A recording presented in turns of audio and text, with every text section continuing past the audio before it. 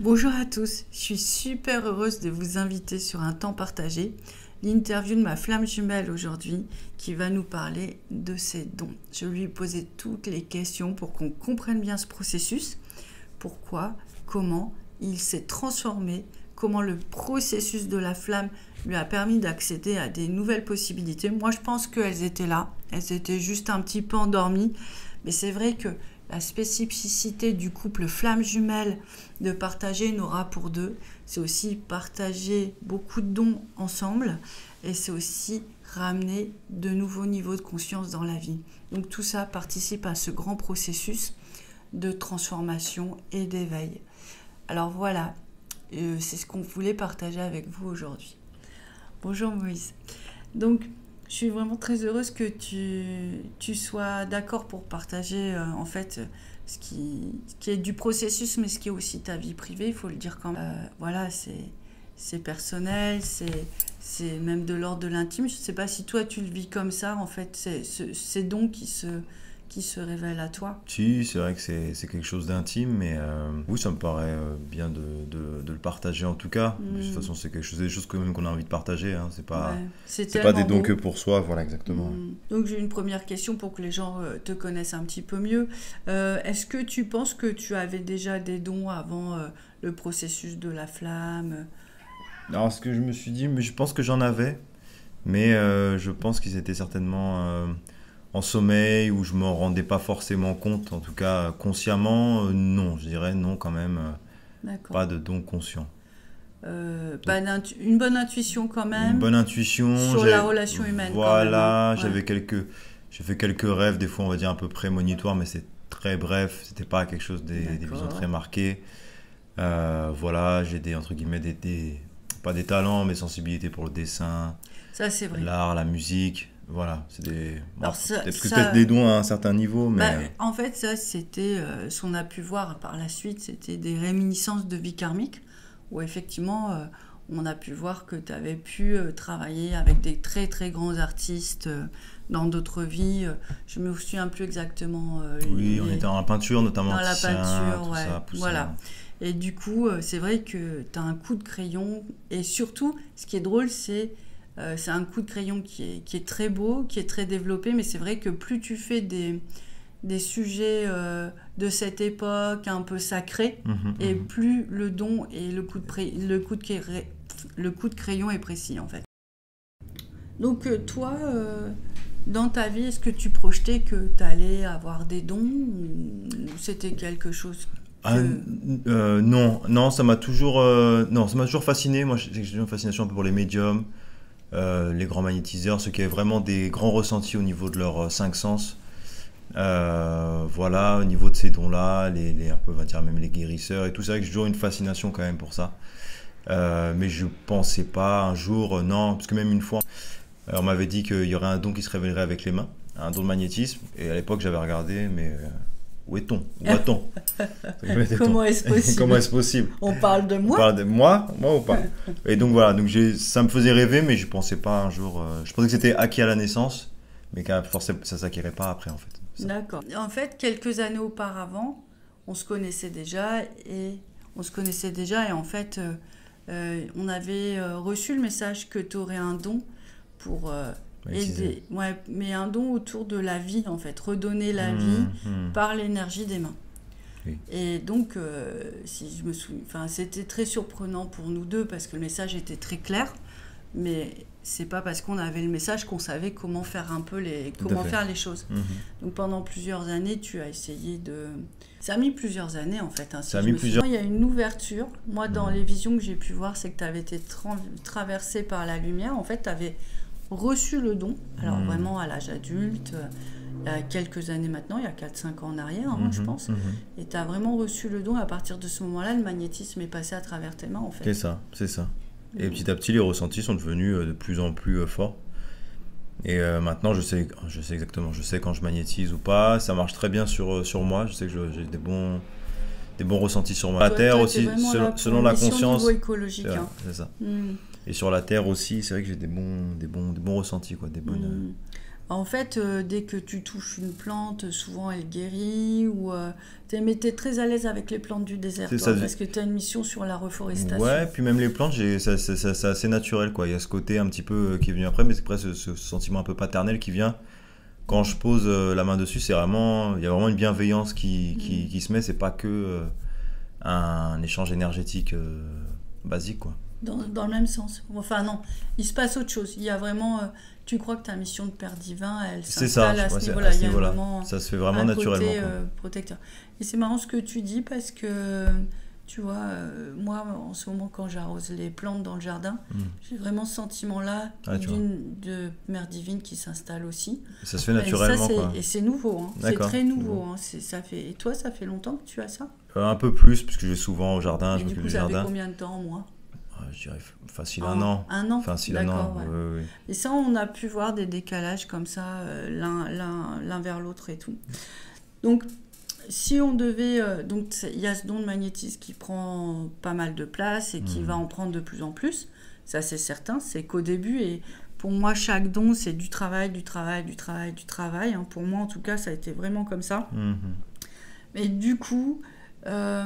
qu'est-ce qu'on peut dire des différents dons que tu as reçus et sans trop rentrer trop dans les détails pour chaque...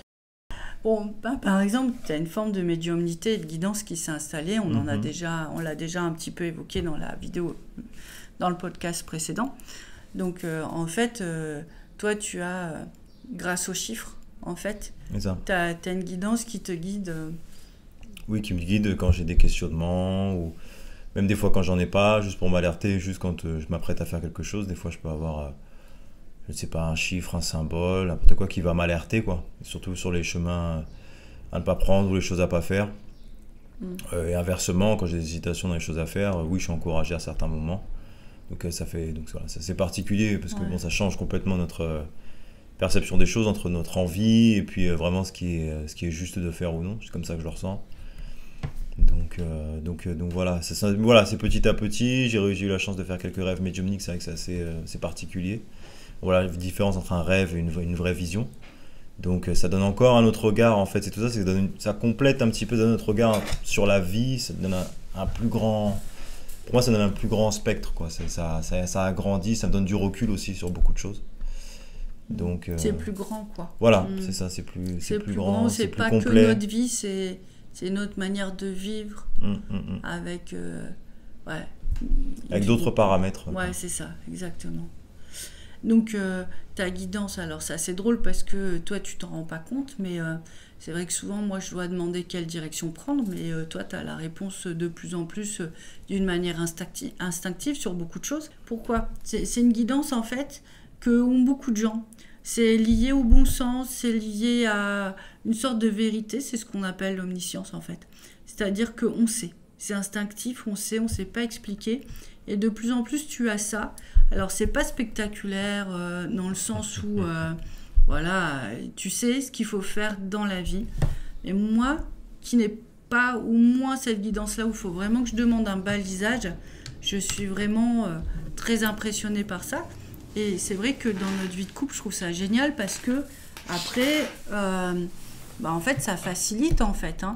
Il n'y en a pas un qui décide, puisque en fait, on sait que la guidance va nous dire quel chemin prendre. Donc ça aussi, c'est un nouveau paramètre dans la vie, c'est que c'est le même chemin pour les deux, puisque je vous rappelle qu'on est dans la même aura, on vibre les mêmes choses et les mêmes besoins de l'âme se font sentir. Ça ne veut pas dire qu'on est complètement fusionnel, ça ne veut pas dire qu'on s'oublie, au contraire. C'est parce qu'on peut être soi, c'est parce qu'on peut être autonome, qu'on est fort et qu'on a grandi, qu'on peut vivre ce couple de cette manière-là. Donc, on a eu le don, par contre, alors ça c'est... Moi j'aime bien aussi raconter ça parce que tous les deux on a ce don de libérer de l'occulte. Et du coup, moi j'aime beaucoup parce que ça fait peur, mais j'aime beaucoup cette idée de rendre leur liberté aux gens qui peuvent être embêtés par des vieux sorts, des vieux sorts de séparation, des vieux sorts d'échec, qui font que leur vie actuelle elle est complètement stérile ou bloquée. Et je trouve ça, moi je suis une révoltée, je trouve ça inadmissible que des gens qui ont utilisé des forces occultes puissent encore avoir du pouvoir dans la vie d'autres personnes. Donc oui, dans les nombreux dons que tu as pu recevoir, tu as eu aussi le don d'exorcisme. Donc ça, si je me souviens bien, il y a un moment, on a reçu un message que ce don allait s'installer en toi. Et est-ce que tu te souviens comment ça s'est passé? Quelle émotion ça t'a créé? Non, pas spécialement, parce que c'est des choses à intégrer qui se découvrent au fur et à mesure. Donc le don d'exorcisme, je le sens de plus en plus présent. Et il me donne de la force dans ma vie de tous les jours. Voilà. C'est un moment, mais c'est vrai que non, je ne l'ai pas senti quand il est arrivé. Et c'est petit à petit que je découvre un petit peu son utilité, en quoi il peut aussi m'aider moi aussi, d'autres personnes. Voilà. Et ça, j'aime bien la manière dont tu as présenté ça, parce que effectivement, je pense que d'une manière consciente ou inconsciente, quand on est flamme jumelle ou pas forcément flamme jumelle, je pense qu'effectivement, on acquiert des dons au fur et à mesure du chemin. Et puis, on ne s'en rend pas forcément compte. Donc, le don d'exorciste, en fait, il y a des gens qui vont l'avoir, mais ce n'est pas forcément pour aider les autres. C'est juste pour leur permettre d'avoir un chemin protégé tout au long de leur mission. Donc, souvent, ils ont des grosses missions, monter des ONG, aider, voilà. Ou être acteur, actrice. Moi, je pense que c'est une vibration qui devrait être presque à l'intérieur de chacun. Mais après, c'est pareil, c'est un moment d'éveil, c'est une possibilité, c'est plein de choses. Je pense que dans les prochaines générations, tout ça sera très courant. Mais en attendant, vous pouvez très bien avoir ce petit plus sans le comprendre, mais du coup, ça va créer presque un décalage avec les autres, parce que vous allez dire, ah, mais moi, je réussis tout.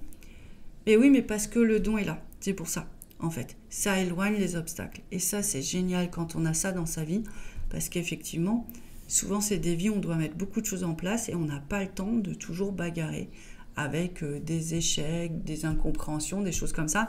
Et c'est vrai qu'on a un peu l'impression d'avoir un tapis rouge devant soi.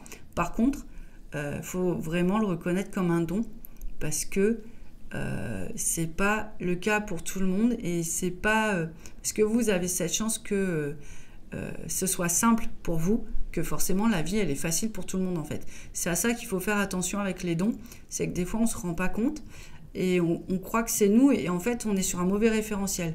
On se dit bah si pour nous c'est facile, pour l'autre ça doit être facile, mais non en fait.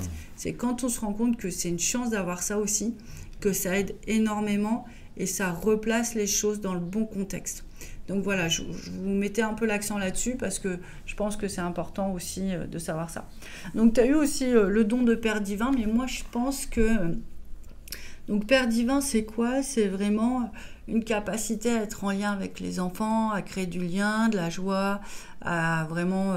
à avoir une communication facile, à avoir envie d'être avec eux. Et tout ça, je pense que... Je pense même que c'est au-delà de ça, moi. Je pense que c'est même une certaine hauteur, ça ramène une maturité aussi, j'ai l'impression. D'accord. Mais tu vois, ça, tu l'avais... Moi, je pense que ça, on a mis un nom dessus. Oui, et puis, le chemin de la flamme nous a donné des enseignements concernant cet espace-là. Mais ça, c'était vraiment là, en fait. Ça, c'est quelque chose qui était plutôt naturel. Ouais, voilà. Et après, en fait, la différence entre un père divin, c'est que un père divin, quand il est en contact d'enfant, il va avoir une action sur l'aura de cet enfant. Donc, il va, juste par sa présence, par son amour, il va guérir des carences affectives, il va donner de la confiance à l'enfant. Tout ça, ça passe par des vibrations, ça passe par des sentiments, ça passe par une présence.